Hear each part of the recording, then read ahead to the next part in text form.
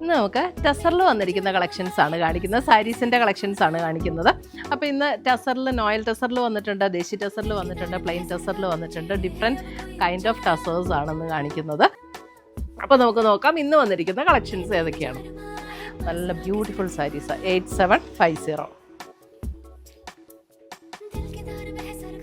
150 5680 full body ഇങ്ങനെ തന്നെ tassels ഒക്കെ കെട്ടിയിട്ടുണ്ട്. 5450.